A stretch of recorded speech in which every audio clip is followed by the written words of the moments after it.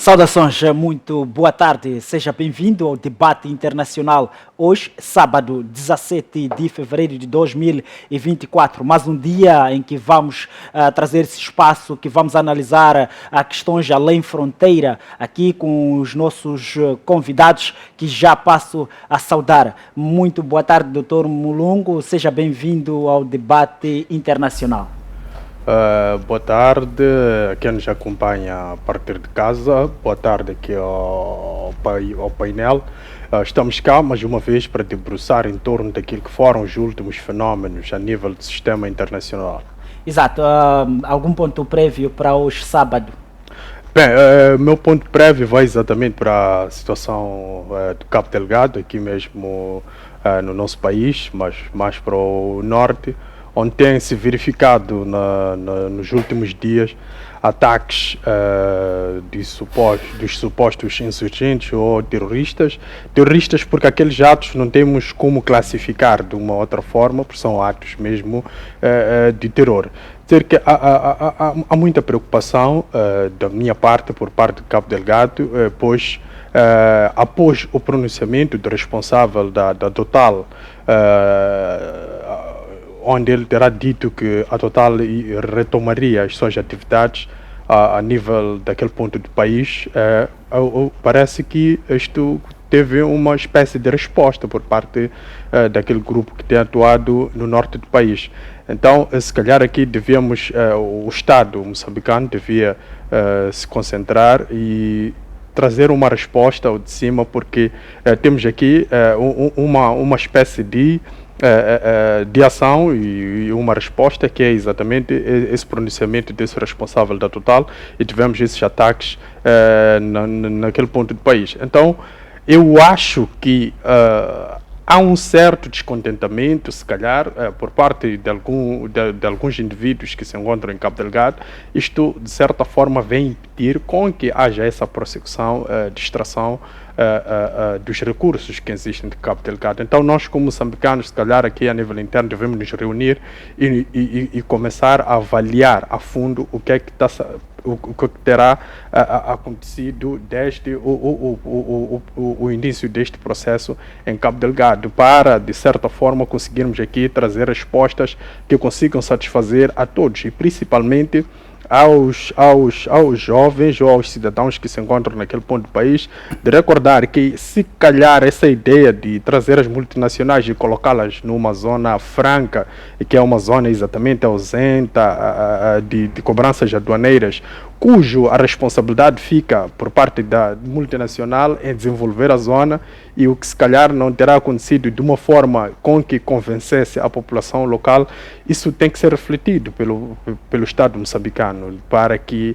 de certa forma, futuramente não prejudique mais o nosso Estado. Então, o meu ponto prévio é mesmo essa situação de Cabo Delgado, com muita dor, com muita insatisfação que recebemos as informações que têm chegado daquele ponto do país.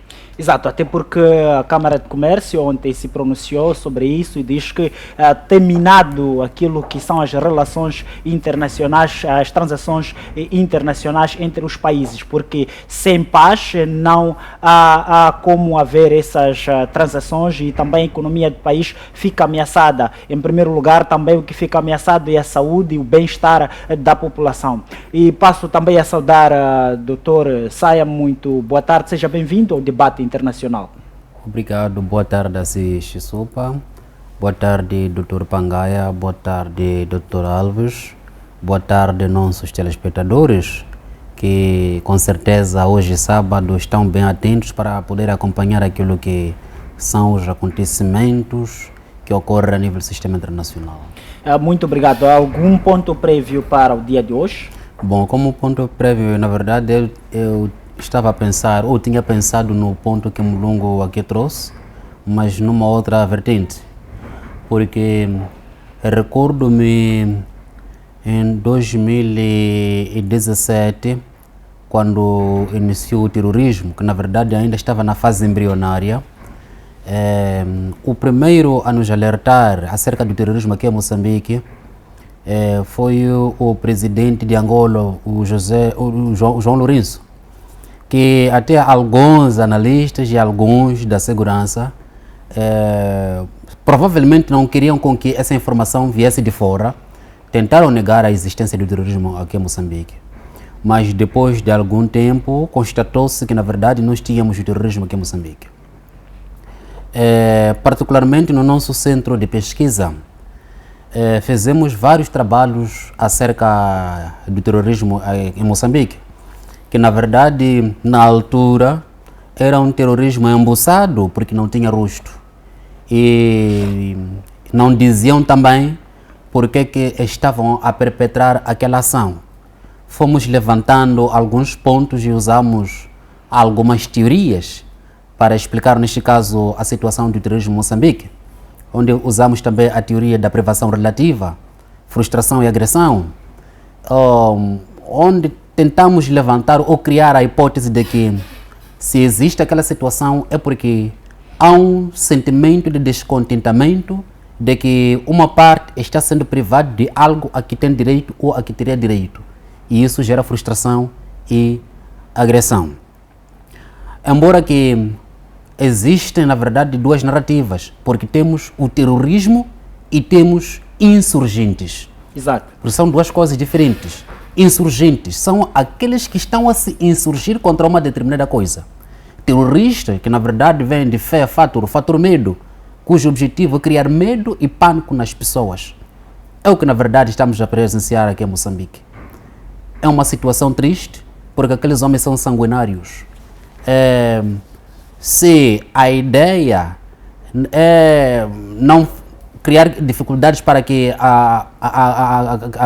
aquela empresa, neste caso da Total, possa realizar as suas ações, por que já agora está a surgir uma outra narrativa por parte dos terroristas que dizem que querem aniquilar os cristãos e judeus? Então, nós estamos diante de uma situação não muito clara, porque eles usam, neste caso, a religião muçulmana. Mas nós conhecemos alguns muçulmanos que são boas pessoas, praticam caridade, ajudam os outros sem olhar a cor partidária, sem olhar nenhuma religião. Mas eles estão a querer implantar, neste caso, a religião deles à força. Nós, aqui na Terra, somos peregrinos. É verdade que cada um de nós tem a sua liberdade de escolher o caminho que quer, escolher a religião que quer. Porque eles, por exemplo, quando olham um cristão, dizem que não, está a sofrer, tem que morrer.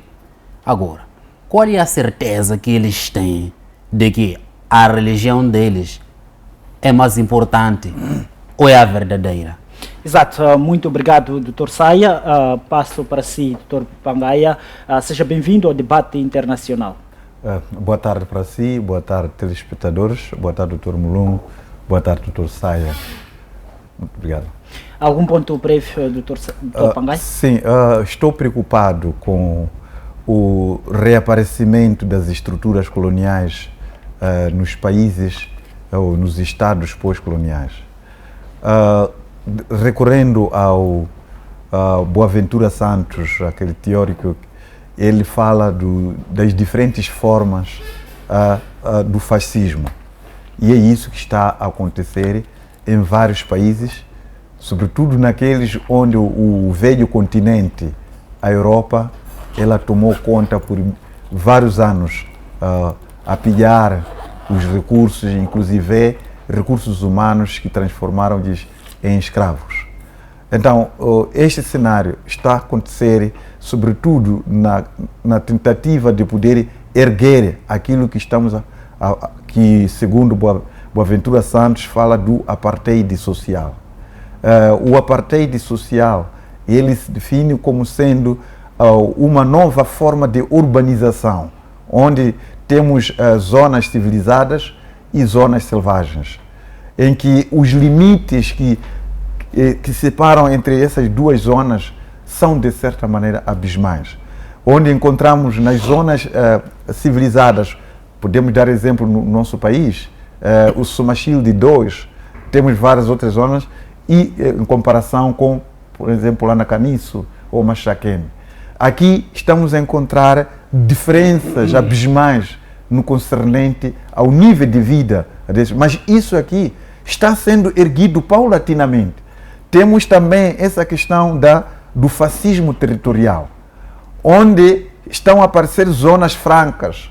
Atribui-se uma determinada zona a um determinado empresário, ele tem 20, 35 anos a poder explorar aquela área. E ele acaba impondo regras, impedindo inclusivamente o acesso das populações a esta área. Quer dizer, para ele, essa zona franca é dele. Nós temos esse tipo de situações, várias zonas turísticas que estão a aparecer por aí, e eles erguem alguma infraestrutura e acaba, portanto, inclusivamente, para um cidadão qualquer passar naquela zona, é uma ginástica terrível no seu próprio território.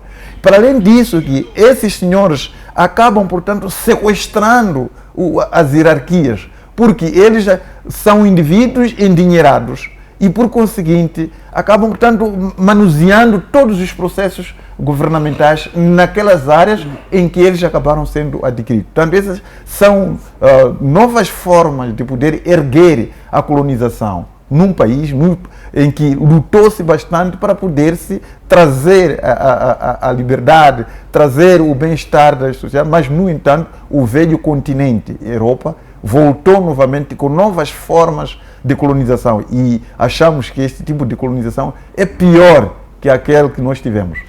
Muito obrigado, Dr. Pangaia. Mais uma vez, muito boa tarde, seja bem-vindo a este espaço de análise de fenômenos além fronteiras. Hoje, nada diferente, vamos discutir 4 pontos importantes. Primeiro, vamos falar sobre as eleições nos Estados Unidos da América e também associado a isto, a questão do Biden, que chamou o primeiro-ministro Benjamin Netanyahu de idiota. Nada obstante, também vamos falar sobre a guerra que está a acontecer entre Israel e Hamas e também Estados Unidos e outros. E porventura vamos falar também do Elon Musk, que diz que não há como a Rússia ser vencida pela Ucrânia. E finalmente, se nos restar tempo, vamos falar sobre a ameaça da Alemanha contra o Níger e também o Iraque, que pede a retirada das forças americanas. Para começar, vamos começar mesmo com o primeiro ponto, onde vamos trazer um pouco a mesa de análise, a mesa de debate, as eleições nos Estados Unidos da América.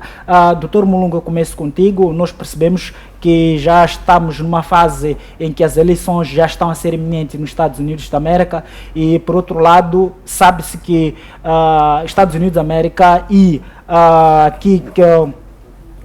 com a Ucrânia tinha uma relação histórica, uma relação boa, não é? E não só, o primeiro-ministro Benjamin Netanyahu até parabenizou o Biden quando venceu as eleições, não é? Congratulou o Biden quando venceu as eleições, dentre outros aspectos, até porque seria um pouco, teria sentido se houvesse um atrito entre o Trump e o Benjamin Netanyahu, porque já havia aqui uma rixa entre eles. No entanto, aparece o Biden a chamar mais de 3 vezes o Benjamin Netanyahu de idiota. Como que podemos olhar esse discurso do Biden, eminentemente quanto se aproxima também aquilo que são as eleições nos Estados Unidos?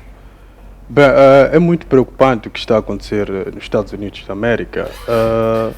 Nos últimos tempos, eu acho que eles têm tido uma crise de figuras políticas com capacidade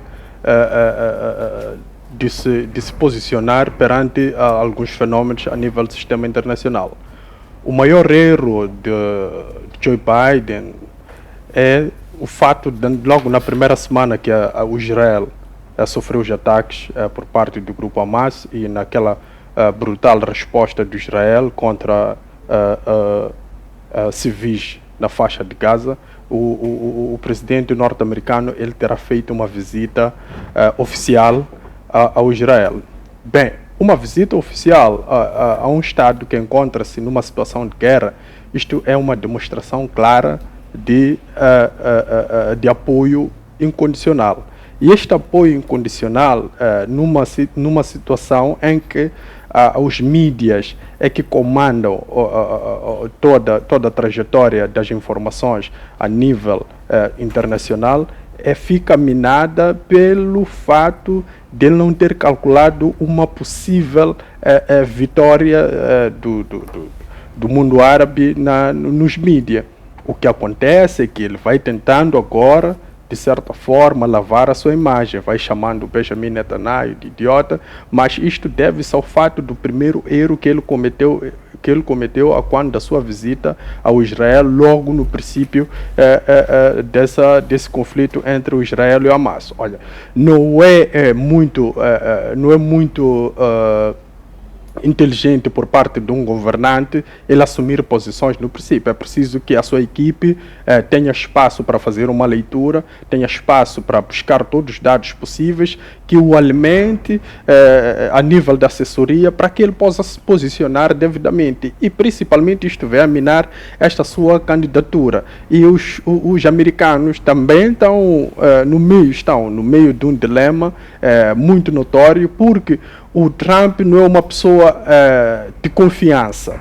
Quando digo uma pessoa de confiança, é que é alguém que tem tomado, ou demonstrou quando da sua passagem naquele ponto mais alto do país, demonstrou que toma decisões de forma radical. Ou seja, também é um presidente que não tem muito equilíbrio nas suas decisões. Quando verificamos as ambições norte-americanas, a ler fronteiras na sua política externa e a tomada de decisão de Trump de um dia para outro, ele retirou as tropas todas que estavam no Iraque. Mas é preciso perceber que esta ausência de liderança foi criada exatamente pelos próprios norte-americanos. Mas ou seja, podemos observar aqui que o presidente americano ele tem uma influência significativa, mesmo no financiamento das guerras, mesmo quando se diz numa gestão política, e quando o presidente dos Estados Unidos chama o primeiro-ministro de idiota, significa que há alguma coisa que não está bem por parte do Benjamin Netanyahu, ou mesmo é por questões simplesmente para lavar a imagem do mesmo presidente? Bem, é que o Biden precisa fazer aqui um exercício muito grande. Hoje em dia, por causa da forma como as informações correm, nós temos registrado esse genocídio em tempo real na faixa de Gaza, ele precisa justificar-se ao povo americano este financiamento. Porque é que ele está a financiar uma guerra no Médio Oriente e porque é que ele está a financiar uma guerra na Ucrânia? Este é um dilema, porque convencer o povo neste momento é mais difícil que se calhar tentar de certa forma diabolizar um outro estadista, um outro líder de um outro estado para tentar se legitimar.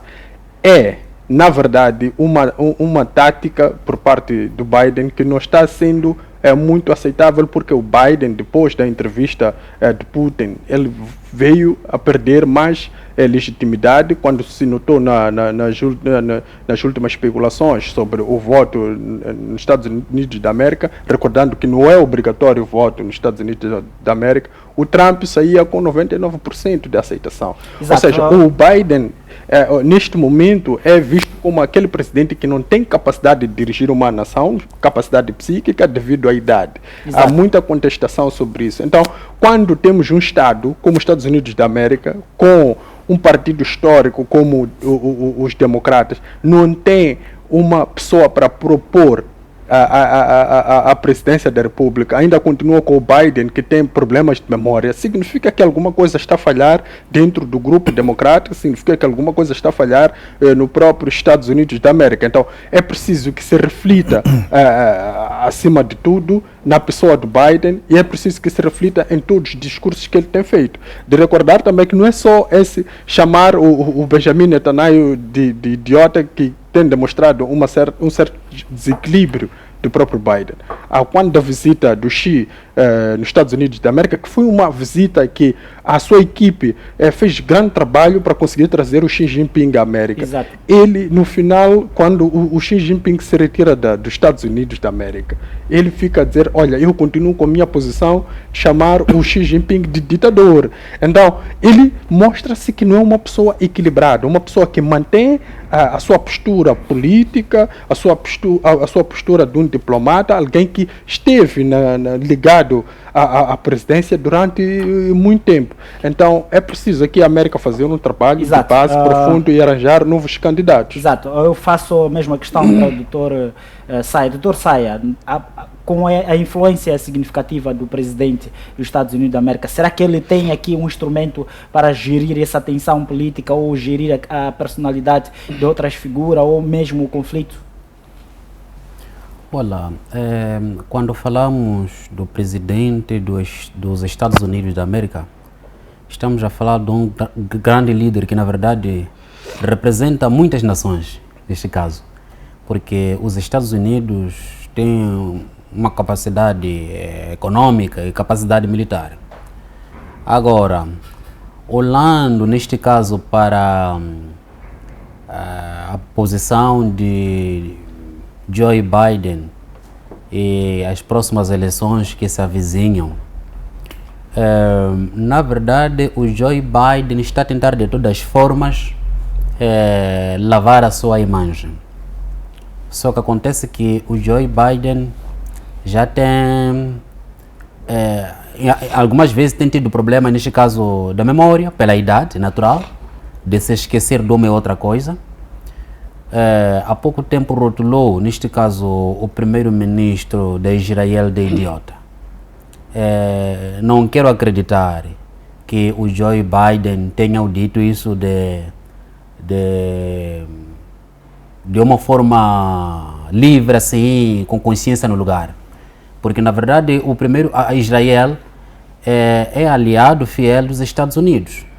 Provavelmente, o Joe Biden queria rotular um outro líder de idiota e acabou se confundindo. Mas também podemos levantar uma outra hipótese, porque o Joe Biden não está a concordar com a atuação de Benjamin Netanyahu. É verdade que concorda com que Israel persiga, neste caso, o grupo Hamas, mas não naquela dimensão ou naquela forma de agir, porque o Benjamin Netanyahu está a cometer genocídio, que se fosse um outro Estado fraco, o TPI já teria se pronunciado, já teria emitido um mandado de captura internacional contra o Benjamin Netanyahu. É por isso que alguns críticos do TPI já começam a levantar vozes. O porquê da dualidade do tratamento do TPI? Porque o TPI muitas vezes só julga os líderes fracos. Temos a situação recente em que emitiu-se o mandado de captura internacional contra o Vladimir Putin. É verdade que a Rússia não é um Estado fraco. É uma forma também de impedir com que o Putin visite, neste caso, alguns estados que celebraram ou ratificaram o Estatuto de Roma.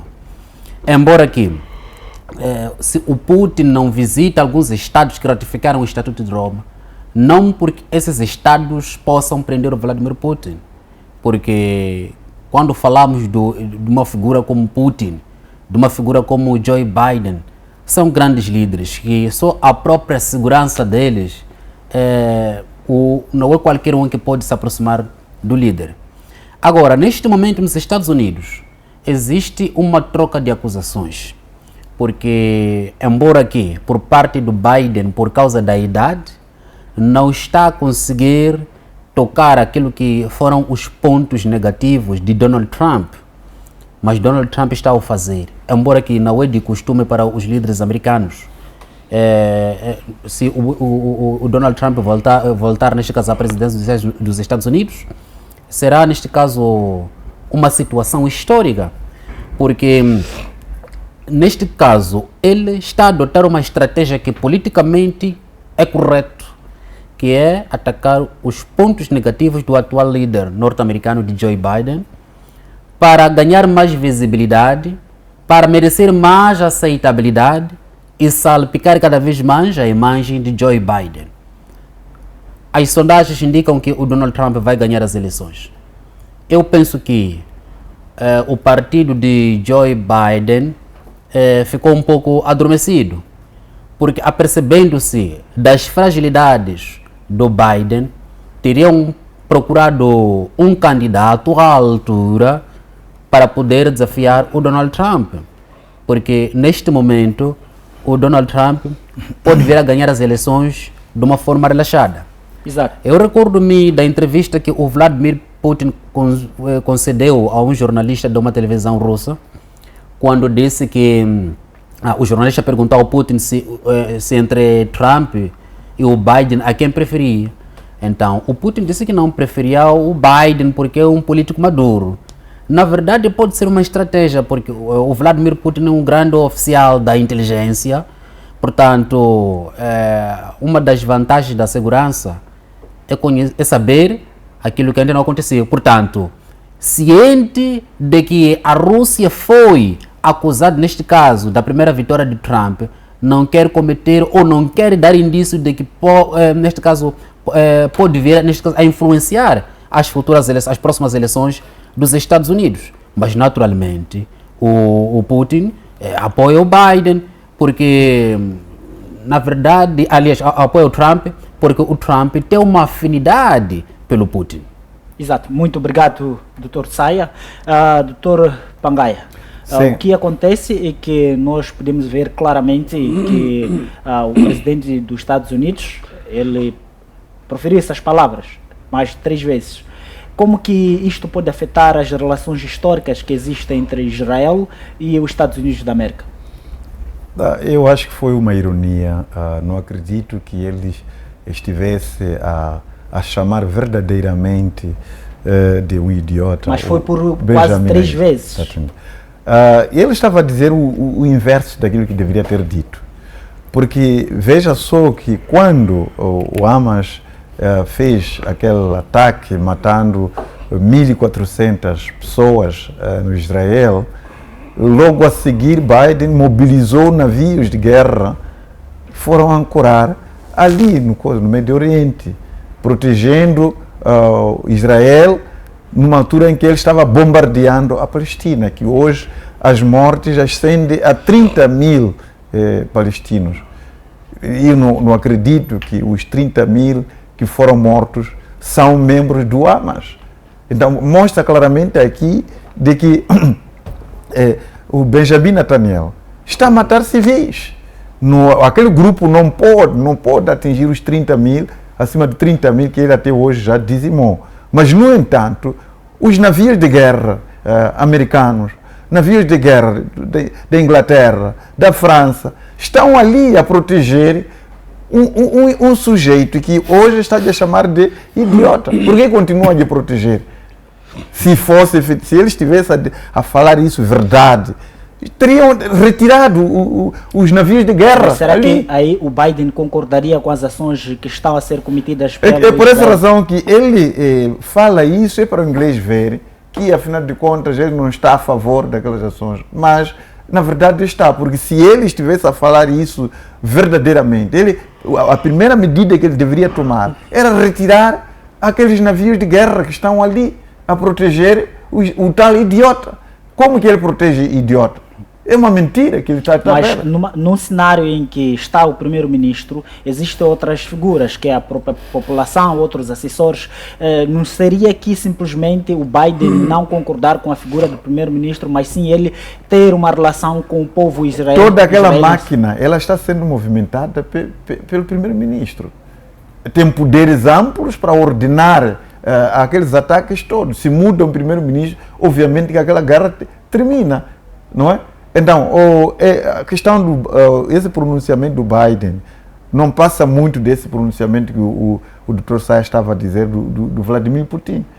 Ele diz que gosta mais do Biden, mas na verdade ele gosta mais do Trump. Então, os políticos são tão mentirosos que você não pode escutar. Veja, por exemplo, aqui em Moçambique, a mentira do Manuel de Araújo.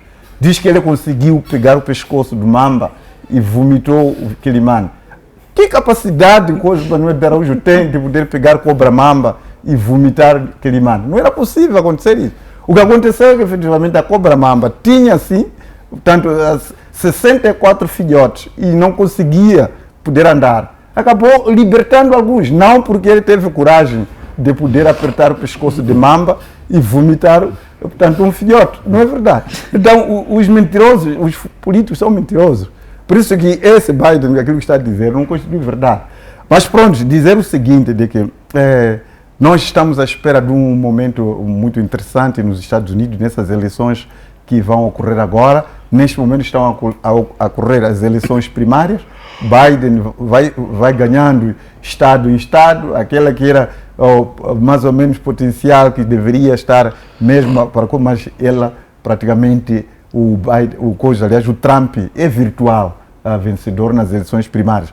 Portanto, só para poder dizer que as eleições primárias são aquelas que ocorrem dentro do próprio partido, portanto, dentro dos próprios republicanos, para se eleger o candidato do partido.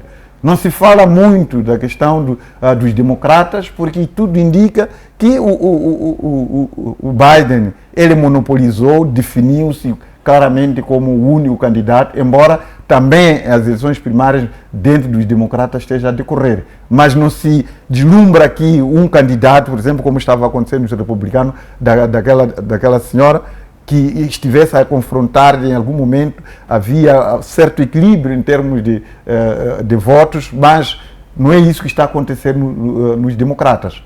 Então, está claro aqui que o Trump vai ser o candidato dos republicanos. Exato. Embora que ele tenha vários processos que estão a decorrer ali, mas tudo indica que aqueles processos não têm pernas para andar, e ele vai concorrer às eleições nos Estados Unidos da América. Exato, obrigado. Aproveitando ainda a ideia dos ataques que estão sendo perpetrados pelos israelenses, não é? O que acontece é que nesta semana ainda soldados israelitas invadiram um hospital e lá houve baixas, houve mortes. Qual é a implicação que isso pode trazer para questões humanitárias ou mesmo políticas para o Israel? Em termos de benefícios por parte dos palestinos, faixa de Gaza, como queremos dizer, não existe nada, porque Benjamin Netanyahu está a fazer aquilo sob proteção das grandes potências. Nós já vimos países que criaram aquele tipo de... nem foram genocídios, mas alguns massacres que ocorreram. Estados Unidos, mesmo sem a aprovação das Nações Unidas, foi ali para dizer que queremos salvar aquele país, a população daquele país.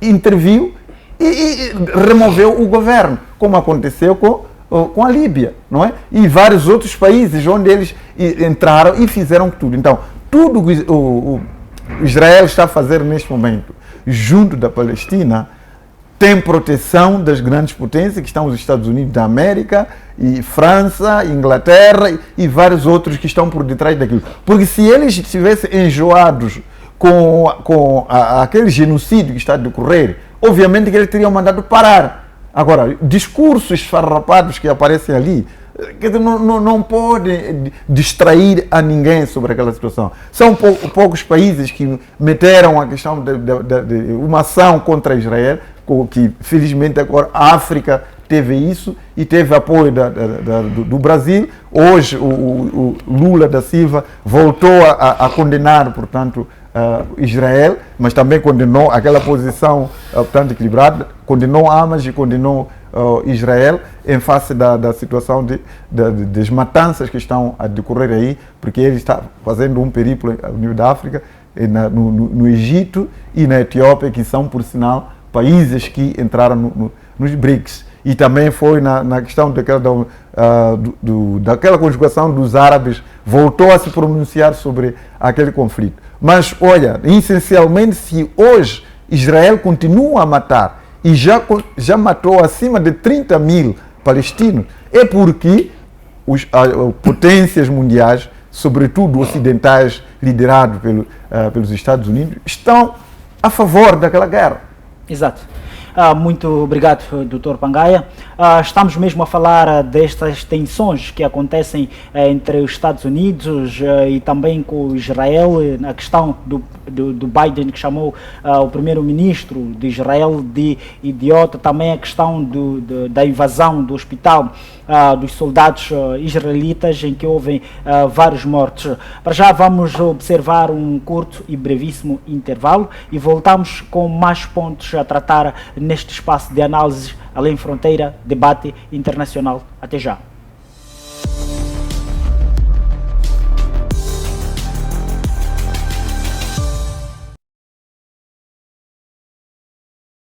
FTV Concertos é um programa que homenageia os fazedores da cultura moçambicana, lembra os artistas e os hits que marcaram os moçambicanos, como Jeremias Mbenha,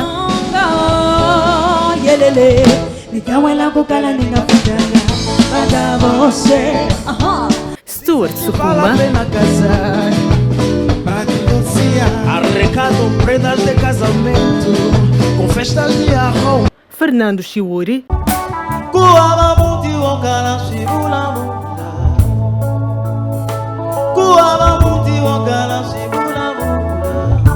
e muito mais. Não perca o programa FTV Concertos todos os domingos pelas 15 horas aqui na FTV.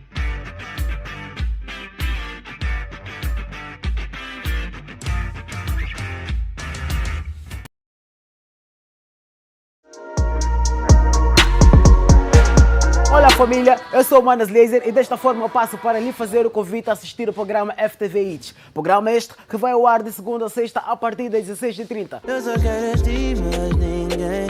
Essa distância entre nós não me faz bem, não me faz bem. Hey menina, valoriza tua melanina, pois ela aqui te deixa mais linda. Aqui você acompanha todas as novidades do mundo da música, atualizações das carreiras dos artistas. A música é baseada em fatos reais, como é que é? Nada, quem me dera conhecer alguém assim. Qual é o critério que o Lei usa para poder fazer seleção das pessoas com qual trabalha? É um bocado complicado, bro. Mistura já som de DJ Dilson.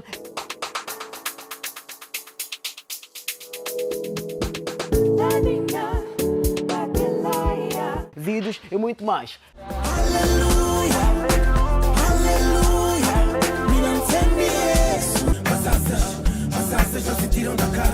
Juntamos como meu, seja mais humilde.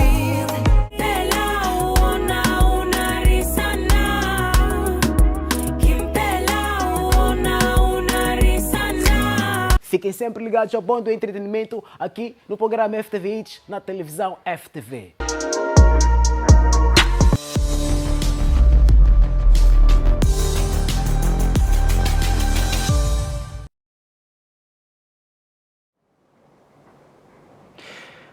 Mais uma vez, muito boa tarde e seja bem-vindo à segunda parte do nosso debate internacional, espaço em que analisamos aspectos além fronteira. Para voltar, nós vamos falar um pouco da tensão militar que está acontecendo entre Estados Unidos da América e o grupo Houthis. Afinal, o grupo Houthis do Iêmen estão envolvidos em conflitos com os Estados Unidos da América, Reino Unido, atacando navios em retaliação ofensiva do Israel na faixa de Gaza. Essa situação que tem causado tensões regionais. Para voltar consigo, Dr. Mulungo, ainda nesta quinta-feira, o grupo Houthis assumiu um ataque que aconteceu contra um navio do Reino Unido. Como que isso pode gerar, ou qual é o impacto isso que pode gerar nessas relações internacionais que existem na região? Bem, esses ataques dos Houthis começam-se aqui a levantar-se a ideia de que se calhar estarão aqui a legitimar ainda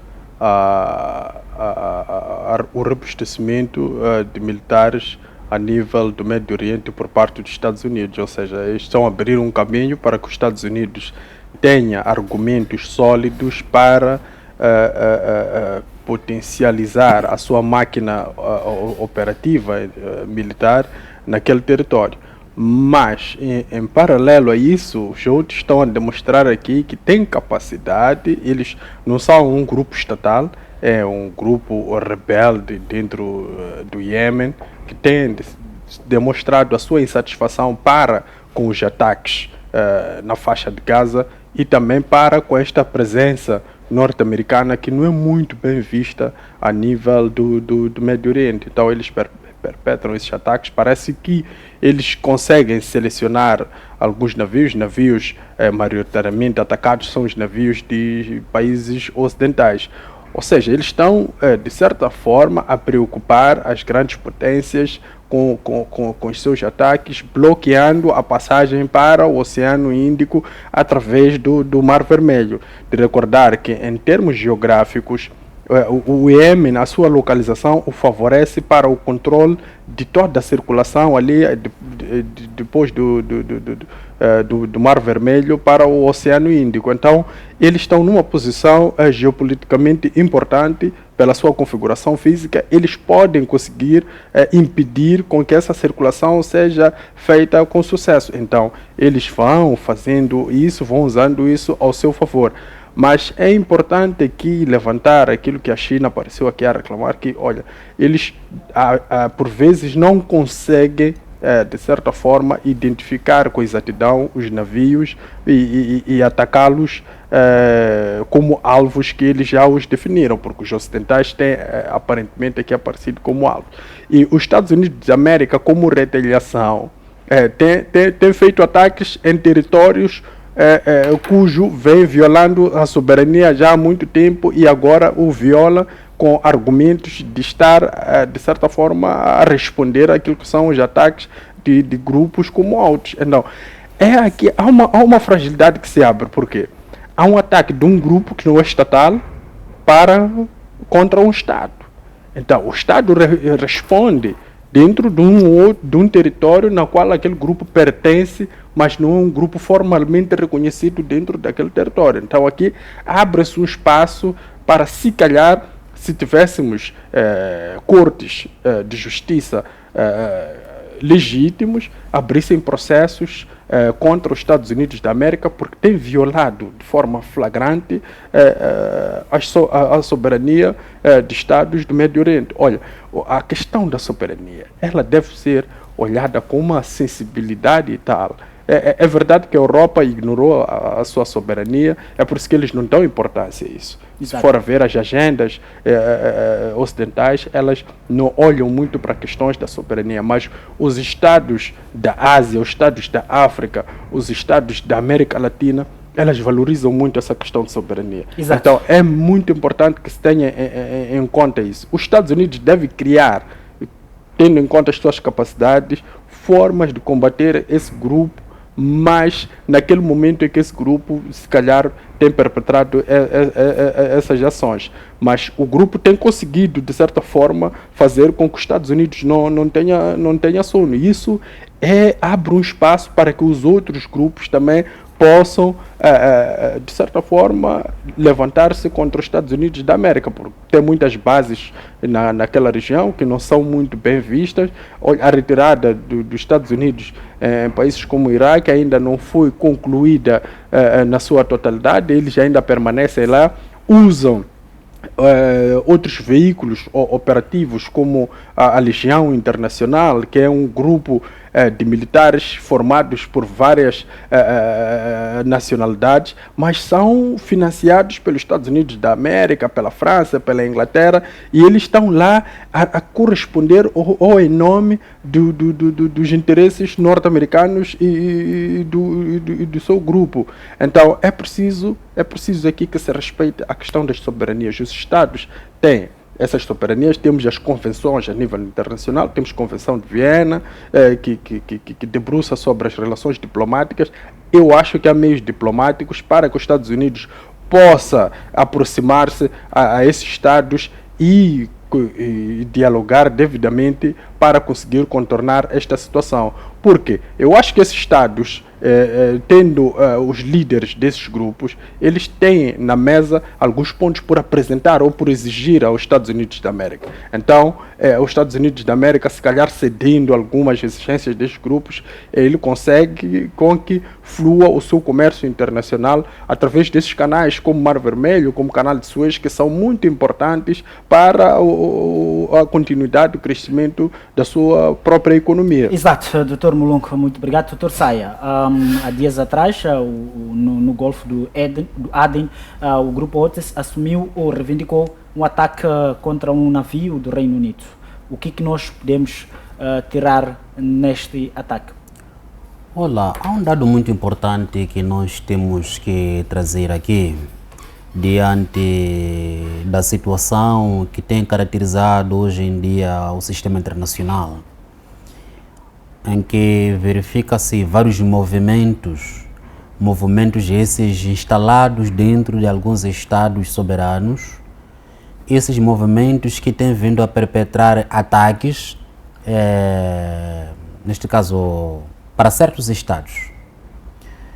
Acontece que pode ser também uma estratégia desses estados soberanos por reconhecer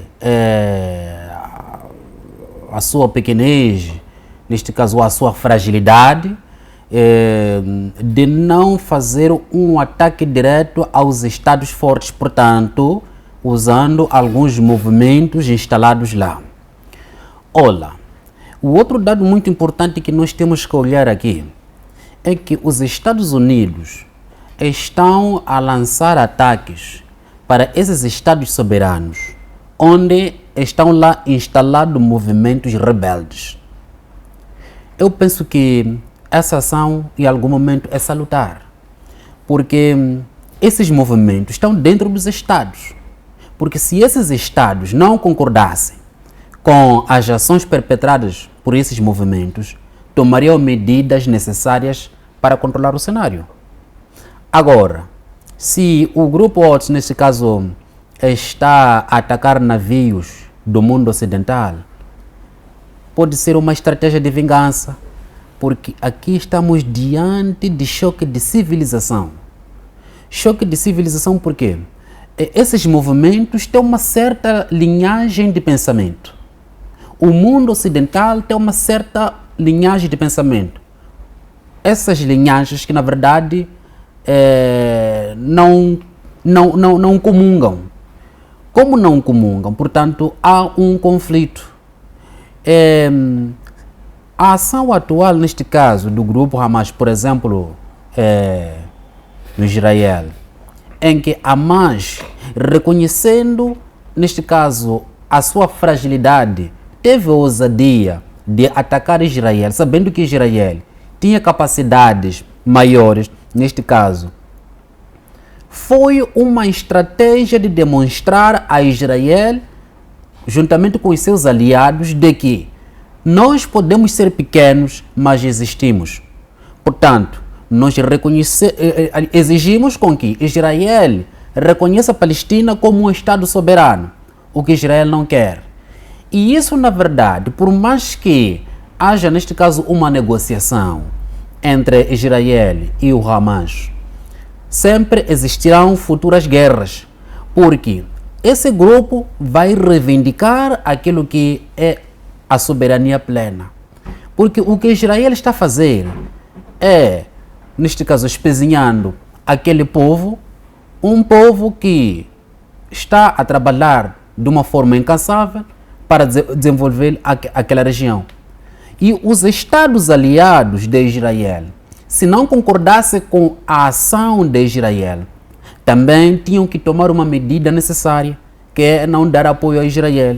Embora que não lhes interessa bastante que Israel mata aquele grupo, porque não partilham dos mesmos valores. Todos aqueles que não partilham dos mesmos valores com o mundo ocidental, na verdade, são inimigos. Exato. E há uma outra coisa, queria aproveitar mesmo esse seu tempo que acabou surgindo há anos atrás. a Rússia, ou melhor, a Rússia foi acusada de ter utilizado os satélites de Elon Musk, Starlink, e hoje isso não foi provado, e hoje o Elon Musk vem com uma afirmação a dizer que a Rússia não pode ser vencida pela Ucrânia, porque se isto acontecer, então teremos uma eminência de um sucessor do Vladimir Putin, ou alguma coisa vai acontecer como se fosse um golpe do Estado para com o Putin.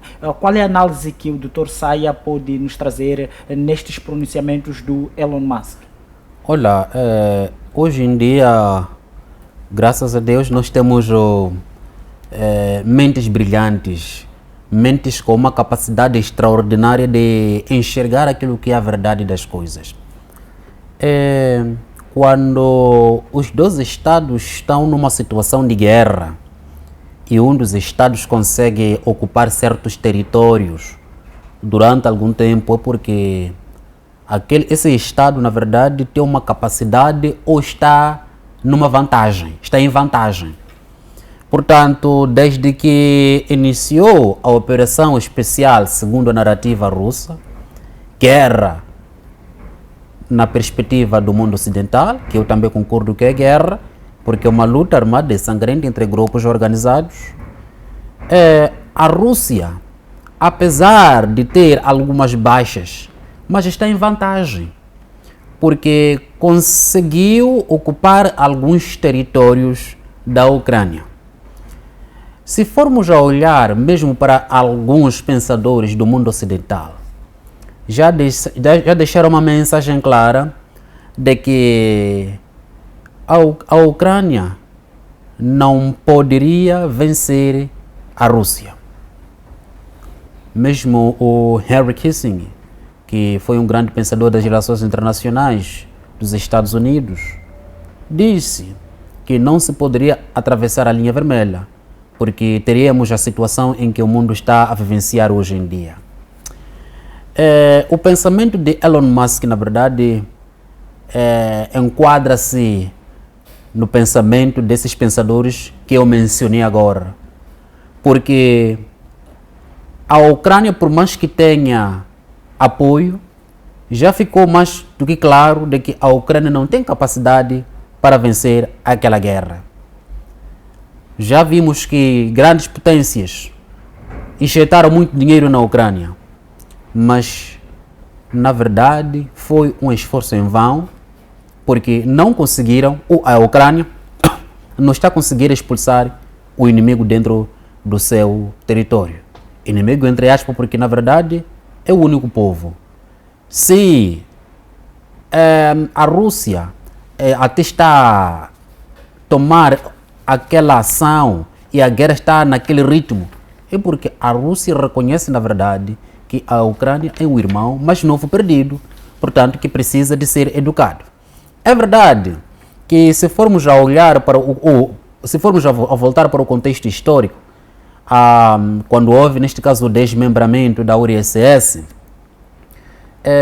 a Rússia concedeu, neste caso, a independência à Ucrânia, o que significa que a Ucrânia é um Estado livre, é um Estado soberano, mas diante do Tratado de Minsk, neste caso, que dizia que a NATO não poderia se aproximar das fronteiras da Rússia, houve uma violação e a própria Ucrânia não poderia manifestar a pretensão de entrar na NATO, porque colocaria em perigo, neste caso, a segurança da Rússia. A Rússia foi alertando através de discursos, meios diplomáticos, mas a NATO não quis ouvir, razão pela qual o Vladimir Putin adotou aquela estratégia de atacar, neste caso, a Ucrânia, como forma, segundo a narrativa de Vladimir Putin, desnazificar, desmilitarizar a Ucrânia. Agora, há uma questão muito importante aqui, que até os nossos telespectadores podem refletir. Será que o Vladimir Putin vai conseguir concretizar as suas pretensões?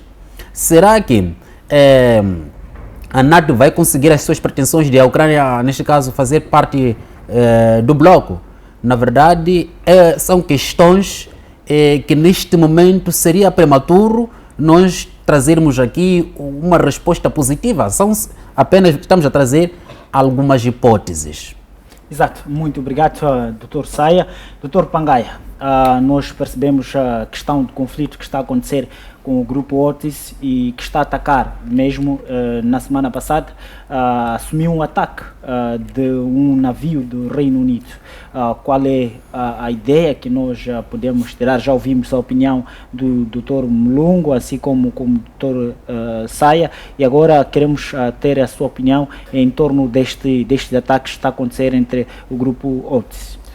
Sim, eu vou tentar ver os impactos econômicos que isso vai resultar ou está a afetar ao mundo inteiro.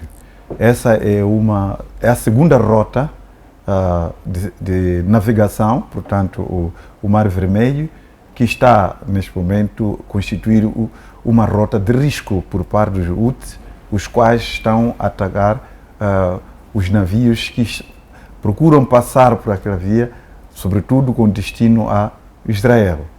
Temos outra rota que está neste momento em risco, que é o Mar Negro, onde estão os russos a impedir a circulação dos navios ucranianos, os quais transportavam milhares e milhares de toneladas de cereais para o continente africano, assim como em vários outros continentes. Então, estamos aqui com duas rotas vitais que serviam o mundo inteiro, mas em risco. Estamos a falar da rota do Mar Vermelho e a rota do Mar Negro. Exato. Então, o que vai implicar isso, a subida, neste caso, dos produtos da primeira necessidade, sobretudo a questão do trigo, que, por exemplo, a África veio se beneficiar por muito vindo da Ucrânia. Mas neste momento a Ucrânia tem que fazer vias alternativas para poder exportar os seus cereais. Da mesma maneira que no Mar Vermelho,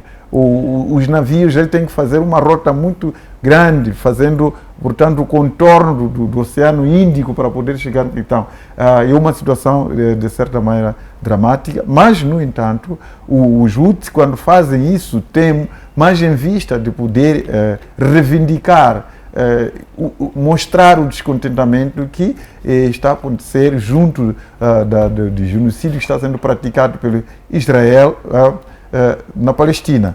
Então, eu acredito que Estados Unidos, assim como o Ocidente coletivo, não há de viver em paz devido àquela guerra que está dizimando pessoas na Palestina, porque a comunidade dos árabes ela está contra aquele genocídio e, por conseguinte, nós sabemos muito bem o que o Estado Islâmico, o que o Hamas, o que é Hezbollah, o que são esses Houthis, vários outros, tantos grupos que sabem muito bem praticar o terrorismo e desgraçar o mundo inteiro. Aliás, os Estados Unidos sabe disso quando teve aquela situação das Torres Gêmeas, né, que se considerava um local ultra protegido, mas o Bin Laden conseguiu penetrar ali e fazer aqueles estragos. Agora, nós não sabemos o que vai acontecer nos próximos momentos, como vingança por parte desses grupos todos, os tais Houthis que estão neste momento a vigarizar os navios que passam por aquela via. Agora, não só está a prejudicar o Israel, os Estados Unidos, está a prejudicar a todo mundo, mas eu acredito que aqueles grupos não têm outra forma senão aproveitar a oportunidade que eles têm de estar num lugar estratégico que é o Iêmen para poder apregoar aquelas situações. Agora, com relação à guerra na Ucrânia com a Rússia, nós esperamos momentos cada vez mais fervorosos. Estava a ver agora que essa declaração daquele que é o presidente da inteligência americana a dizer que os Estados Unidos devem se preparar porque a Rússia está a preparar a guerra nuclear no espaço. Exato. Quer dizer, numa altura em que, se isso constituir verdade, ele vai provocar um apagão no mundo. Porque a guerra nuclear no espaço ela vai poder começar a abater os satélites que controlam a questão de meteorológica, dentre várias outras situações que o mundo tem neste momento. Porque houve um tratado que foi assinado entre os Estados Unidos e na ex-União das Repúblicas, antiga União das Repúblicas Socialistas Soviéticas, para que não se desenvolvesse guerra no espaço. Mas neste momento, o presidente da inteligência americana, ele diz que a Rússia está a desenvolver armas nucleares do espaço.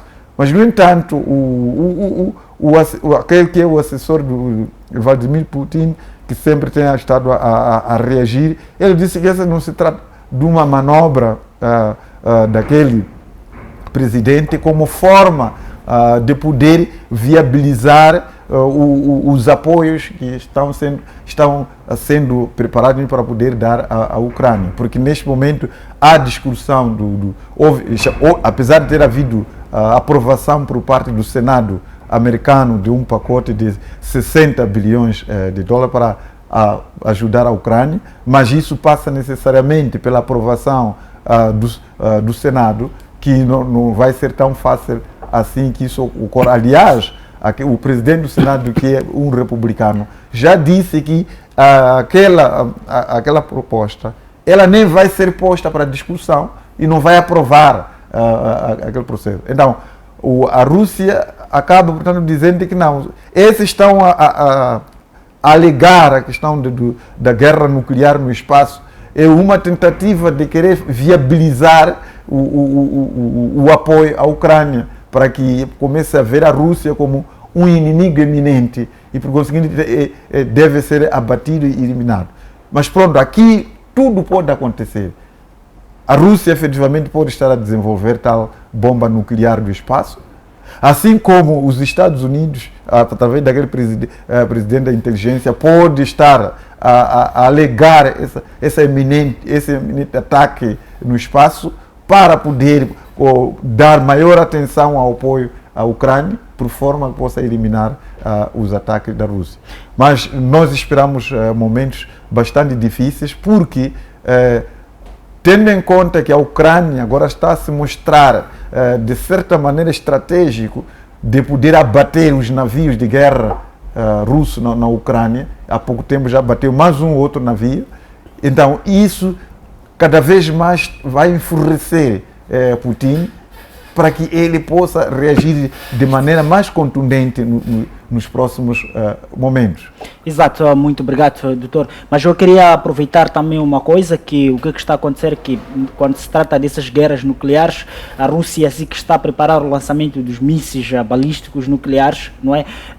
A semelhança do que aconteceu há anos atrás, aconteceu em Nagasaki e Hiroshima, foram resultados catastróficos que até se fazem sentir até hoje. Mas associado a isto, acontece que há alguns países que já estão a começar a se pronunciar. É o caso da Alemanha, que acabou ameaçando o Níger, não é, para cortar as relações que tem com a Rússia.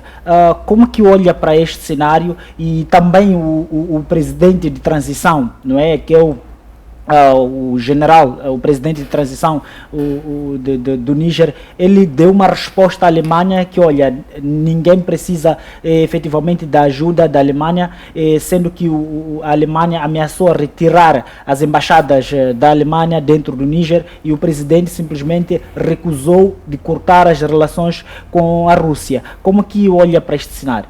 Não, eu acho que Níger tem toda a razão de assim o proceder, porque a Alemanha e França ainda estão ávidos de poder colonizar a África.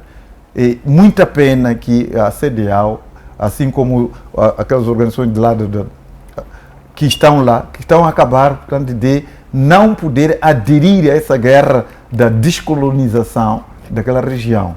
Razão pela qual estamos a ver o Mali e mais outros países a se retirar dos blocos onde faziam parte, porque esses blocos, no lugar de poderem se unir para poder descolonizar a África, pelo contrário, eles estão contra a esses países. Eu acho que o pronunciamento do presidente de Níger, ele tem toda a razão de assim o proceder. Mas o presidente do Níger, quando ele assim afirma, ele está a mostrar claramente que sem Rússia não tem como poder suportar aquele regime. Porque aqui no mundo, nós temos esses dois blocos. Neste momento ficou a Rússia, no lugar da antiga União das Repúblicas Sociais Soviéticas, e temos o Ocidente liderado pelos Estados Unidos. Então, um país, para ele poder conseguir sustentar o regime, ele deve estar inclinado ou ao Ocidente ou à Rússia, neste caso. E aqui o Níger está a mostrar claramente que ele não pode, de alguma forma, voltar a poder depender do Ocidente devido às sevícias que este país está a passar. E se ele deixa de poder depender da Rússia, obviamente que acabou o regime dele. Nós aqui em Moçambique temos sorte porque temos um único patrão, que é o Ocidente. Se uma das partes tivesse, por exemplo, o Ocidente e outra tivesse Rússia, obviamente que aqui o conflito seria maior, porque aqui haveria confrontação entre as potências. Nos países onde esses dois blocos, esses dois impérios exploram recursos, há um conflito aceso, porque aí cada grupo ele tem sua força a proteger os interesses do bloco imperial que depende. Então, graças a Deus, o nosso país até agora só tem um patrão que se chama Ocidente. Muito obrigado, Dr. Pangaia. Dr. Saia, eu volto contigo. Sobre os pronunciamentos do presidente do Níger, o presidente de transição, este que recusou aquilo que são, ou melhor, respondeu às ameaças da Alemanha, em que queria retirar as embaixadas, alegando que devia cortar as relações com a Rússia. Níger devia cortar as relações com a Rússia. Como que olha para este cenário? Olá, Níger é um Estado soberano. Sendo um Estado soberano, portanto, tem autonomia de decidir qual país deve manter as relações bilaterais. Agora, os pronunciamentos, na verdade, da Alemanha vêm no contexto de uma ditadura, porque ainda a Alemanha carrega, neste caso, aquela memória antiga em que a Europa colonizou, neste caso, a África. A África está livre. Portanto, sendo um continente livre, precisa de assumir uma nova roupagem e adotar uma estratégia necessária a seu favor para desenvolver os países. Voltando para os pronunciamentos do presidente do Níger, que acabou criticando também essas cimeiras que têm vindo a acontecer entre o Ocidente e África, que no contexto pode ser, neste caso, França e continente africano, Alemanha, África, Rússia, África. Na verdade é uma humilhação para os Estados africanos, porque um país da Europa promete alguns milhões em que esses Estados africanos devem dividir. Olha, África é o celeiro da Europa. África é um continente marginalizado em que o mundo ocidental vem buscar os nossos recursos e cria barreiras para nós continuarmos numa situação de periferia, porque não lhes interessa que a África tenha um desenvolvimento igual ao do mundo ocidental. Mas, em parte, alguns líderes africanos são culpados, porque estão cientes dessa situação. Nós é que temos os recursos. Por que nós aceitamos migalhas? Alguns líderes acabam aceitando por causa da corrupção, porque essas migalhas, quando chegam, não beneficiam, neste caso, a população africana. Beneficia um certo grupo de elite. E isso tem criado um descontentamento.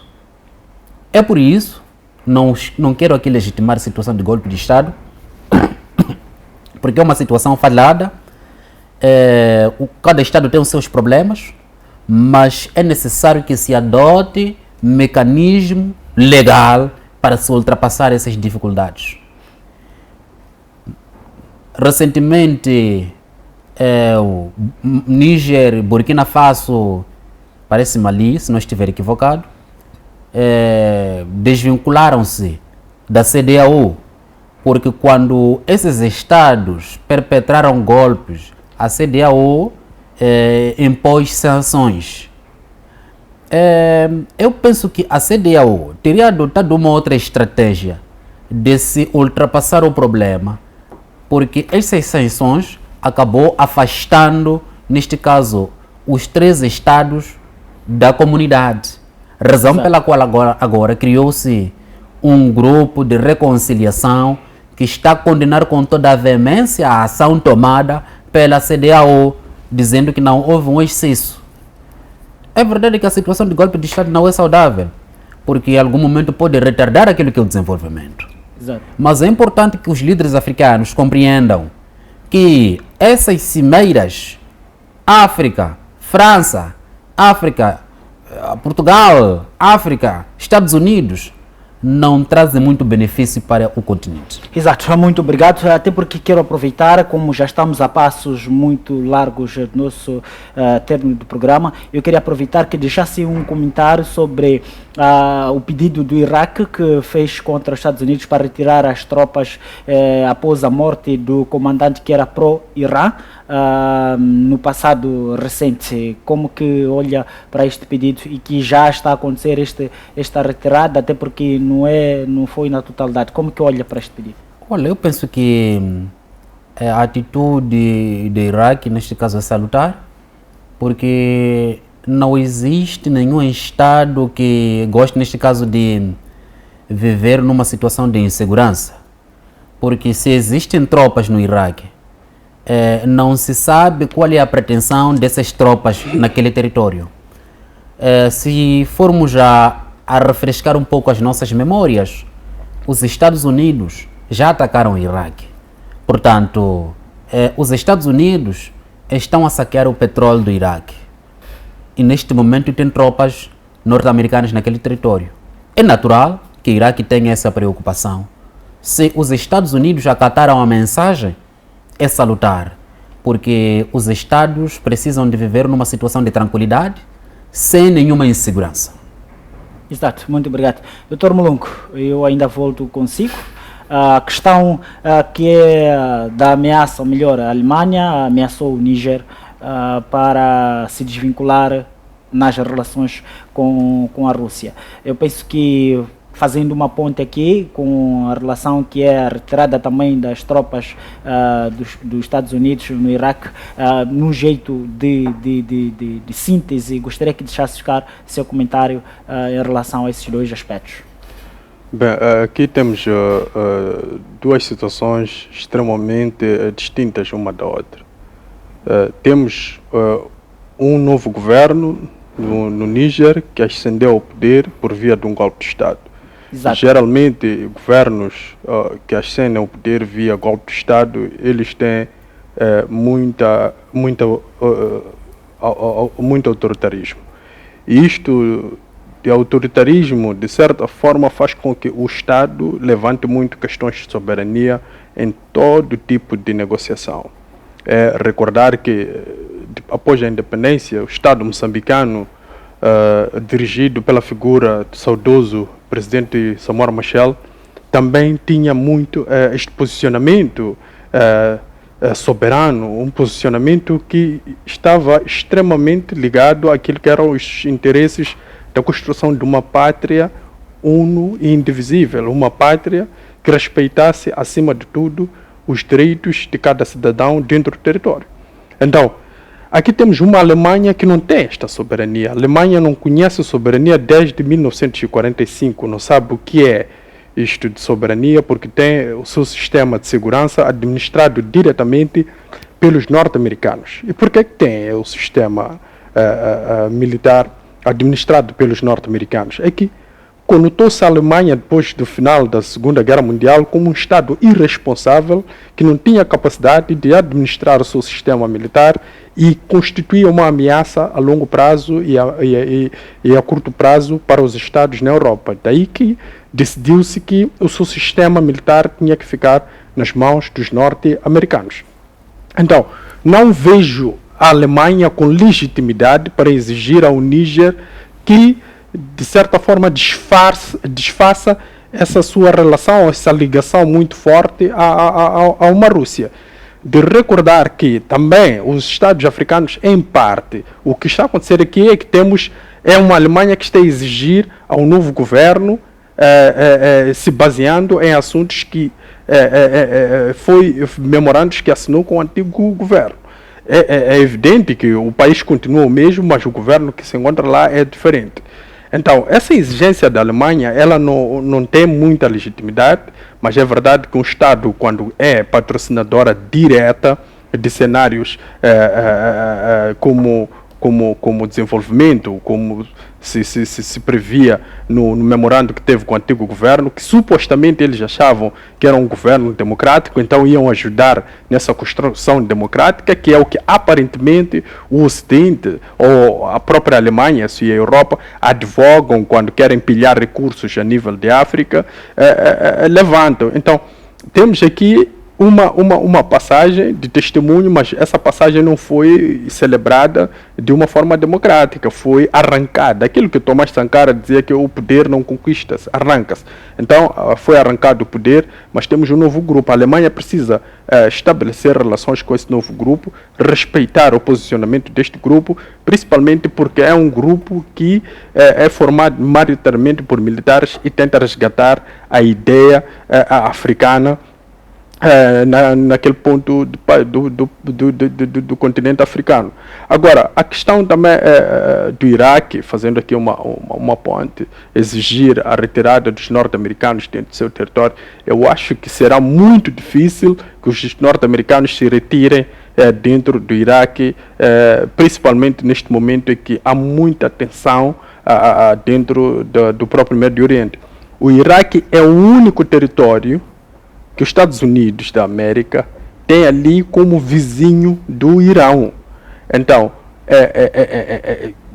respeitando o conceito básico da geopolítica, que é a consciência geográfica do Estado, então os norte-americanos, a nível da sua geopolítica internacional, olhando para a sua política externa, eles precisam ter uma base que incomode ao Irão muito próximo, e essa base só pode ser esta que está no Iraque devido à localização geográfica entre o Iraque e o Irão, que são estados vizinhos. Então haverá muitas dificuldades. É verdade que o Iraque também está a sofrer pressão por parte do Irão para que se pronuncie nestes moldes e, de certa forma, exija com que os norte-americanos se retirem de lá. Os norte-americanos até aparentemente podem se retirar, eles como norte-americanos, mas os seus veículos que eu levantava aqui anteriormente, como a Legião Internacional, como alguns grupos mercenários, usa-se muito alguns grupos mercenários a nível do sistema internacional para satisfazer alguns interesses, eles vão continuar lá dentro do Iraque, porque o Iraque não tem capacidade de ter uma presença de Estado notória em toda a sua configuração física. Daí que há muita essa dificuldade, mas essa pressão ela vem mais para o Irão, essa retirada interessa mais ao Irão do que o próprio Iraque. Exato, muito obrigado, Dr. Mulungu. Dr. Pangaia, eu vou fazer só para poder deixar em relação a essa questão, é que Iraque e Irão, durante muito tempo, foram países rivais, porque cada um deles tinha o seu patrão. Um estava dependente do Ocidente, Estados Unidos da América, e o outro estava dependente da Rússia. Bateram-se durante muito tempo nisso. Então, depois dos Estados Unidos terem destruído o Iraque, tendo tirado Saddam Hussein do poder, e os americanos entraram ali, começaram a tirar todos os recursos, e o novo governo que os próprios americanos acabaram de instalar aí paulatinamente começou a perceber das sevícias que os americanos estavam a fazer naquele país. Começou a perceber também da razão fundamental de ter removido o regime de Saddam Hussein.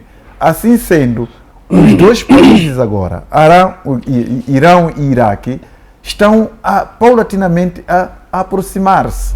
E ao aproximar-se, como vimos, Irão acabou de, portanto, entrar nos BRICS. Obviamente, agora está a virar para o Império Russo-China. E isso incomoda extremamente aos Estados Unidos. Razão pela qual que eles, neste momento, estão a oferecer essa resistência, porque eles já pediram para que os Estados Unidos se retirassem e eles rejeitaram isso, mas estão a fazer essa pressão. E nós acreditamos que os Estados Unidos vai ter que retirar, de fato, os seus soldados ali, porque tendo perdido um dos aliados ali, aquele que é o Irão neste momento, e agora o próprio Iraque também está, de certa maneira, de costas viradas com os Estados Unidos, obviamente eu não estou a ver a possibilidade dos Estados Unidos poderem se manter ali. Mas seria bom, de fato, que Iraque conseguisse retirar aquele sujeito. Por que a base dos Estados Unidos está ali ainda? É mesmo na defesa do petróleo que estão a pilhar naquele lugar. É por isso que eles mantêm, sobretudo, aquela base militar.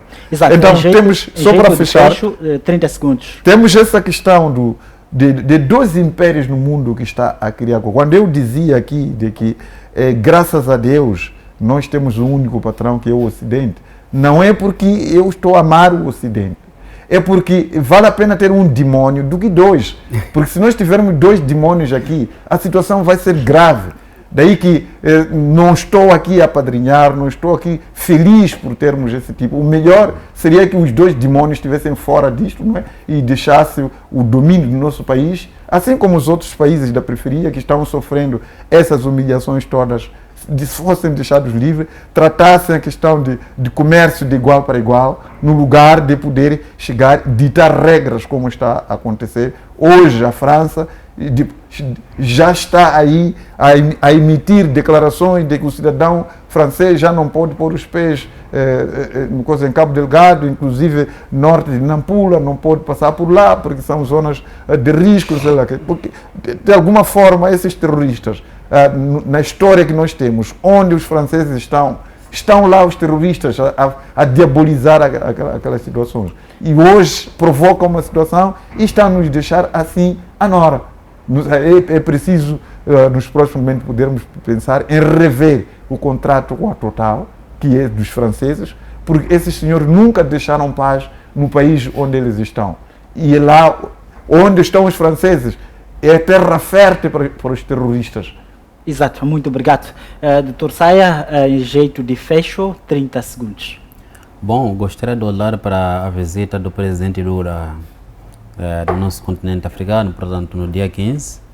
Chegou no Egito, que teve uma recepção fabulosa e fez um discurso extraordinário acerca da guerra entre Israel e o Hamas e apelou o Egito para que, na verdade, adotasse a estratégia necessária para intervir naquela situação, porque Israel, como membro dos Estados Árabes, tem uma influência neste caso, porque sabemos que o grupo Hamas tem apoio de alguns Estados Árabes.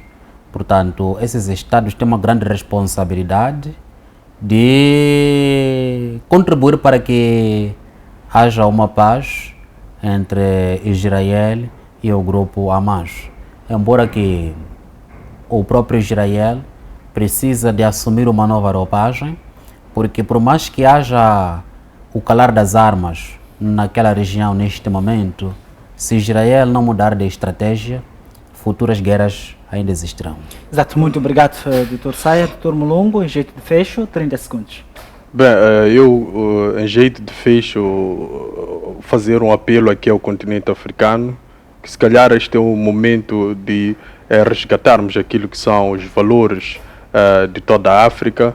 Vamos nos concentrar nos assuntos internos, vamos trazer aquilo que nos identifica como tal, despindo a longo prazo todos aqueles que são os valores ocidentais, desde as suas políticas, porque estamos a perceber com o tempo que a democracia que os ocidentais construíram e defendem com veemência quando justifica-se a ataques perpetrados e a direito e a várias leis e convenções internacionais violadas em nome dessa democracia, estamos a perceber que, de certa forma, eles mesmos não conseguem, se calhar, respeitar aquilo que eles supostamente defendem.